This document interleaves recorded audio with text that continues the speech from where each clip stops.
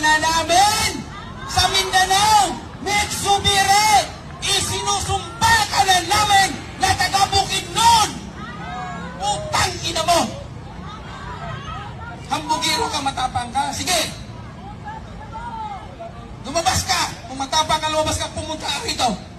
Haharapin kita. Sasabi ninyo doon sa press conference ni Senator Meg Zubiri na sinasabi niya po na kaya siya rider talaga makukuha nag-minority dahil ito pong apat na senador ay bumoto daw po sa kanya na siya po ay alisin pagka Senate President. Ayun nga, di ba? Una sa lahat, ang tanong ko lang naman din, akala namin noong binapalabas si Senator Amy Marcos yung expose niya regarding sa gagawin nila sa konstitusyon natin, nagalit si Miguel Zubiri dahil doon sa video. Lumalabas pala, bitter pa rin siya doon sa apat na hindi bumoto pabor sa magiging Senate President niya ulit. So merong tampo, meron doon sa loob na galit. Hindi dahil sa mali daw yung ginagawa ni Senator Amy, kundi nagtatampo si Miguelito. Ang tinatanong naman natin kay Miguelito ngayon, ang tanong namin, Sen Miguelito, Migs, Bukidnon ka, Mindanawang ka, humingi ka ng tawad sa mga taga-Bukidnon dahil alam mo na dapat nasa majority ka, dapat pro Duterte ka, pro bayan ka. Ba't napunta tayo sa minority? Diba? Meron akong nabasa sa sir, sa Ulco.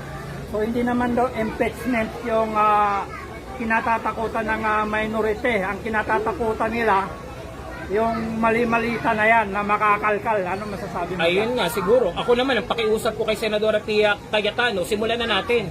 Kung Monday, kung mag-aaway-aaway lang naman din kayo sa plenary, hanggang Wednesday na lang kayo, simulan mo na ng Tuesday, mag-hearing na tayo ng Blue Ribbon. Di ba? At iniimbita natin lahat ng kababayan natin, kesehod, ng loyalista, DDS o ano ka pa man, pinkihan, manood tayo. Hayaan natin yung ebidensya lumabas sa bunganga ng mga witness at doon tayo humusga para malaman na natin kung totoo ba'y mali-malitang ninanakaw ng iilan daw mga politiko. Kasi lahat naman yan hearsay pa lang din eh. So kapag naka-oath sila, mapapakinggan natin kung anong totoo. Senator Miguel Zubiri humingi ng paumanhin sa pamilya ni Inday Bandiday kung bakit ito nadamay o nadawit ang kanyang pangalan sa mainit na debate dyan sa Senado. Dali-dali naman ito binatikos ng taong bayan.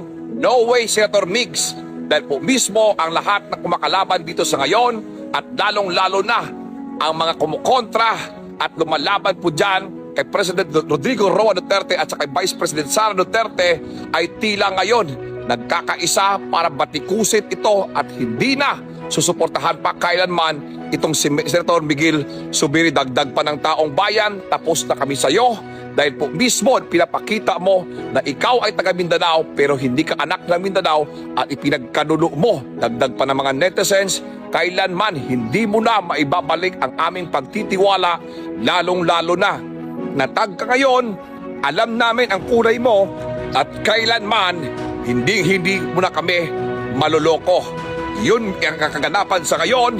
Dagdag pa ng mga netizens, hindi na po kami maaring magbalik ng tiwala sa iyo na ipinagkaloob namin at higit sa lahat po dyan na isulong ang karapatan ng taong bayan at mabuno sa Senado na kasama ang dignidad at may respeto.